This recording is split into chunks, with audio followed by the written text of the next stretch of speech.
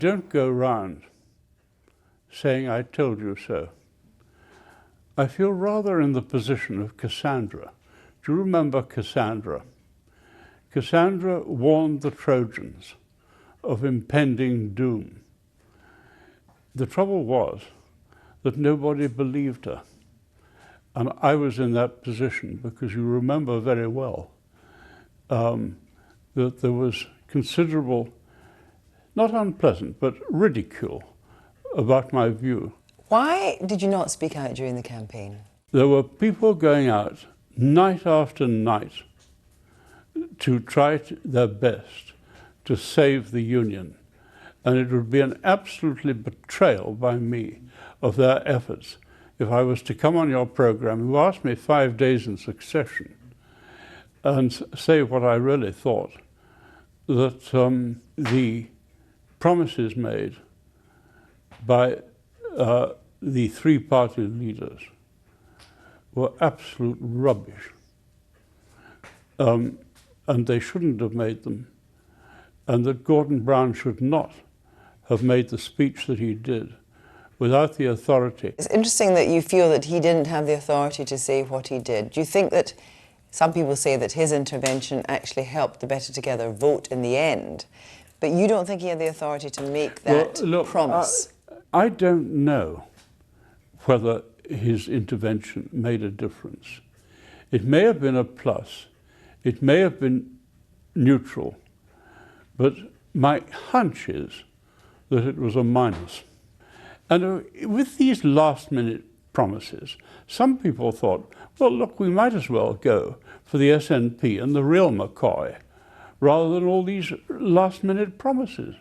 But that didn't happen in the end, but the last-minute promises are here with us. What do you make of the way that David Cameron has reacted today? I don't think the timetable is at all real. And you see, when it comes to England, I'm for the abolition of the Scottish Parliament. I'm not negative at all. I'll tell you why. Those people up in Aberdeenshire want to be run from Aberdeen and not from Edinburgh. Finally, the West Lothian question is to be answered with the idea that there'll be English votes for English MPs. What would happen in the event of a Labour government trying to enact domestic legislation, do you think, without the aid of Scottish Labour MPs?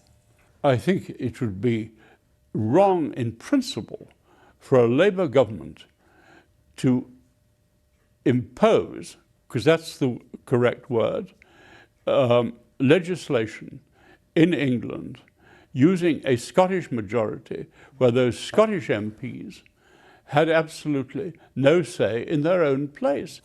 But what should Ed Miliband do? Because he now says that he will look at any proposals put forward. What role should he play?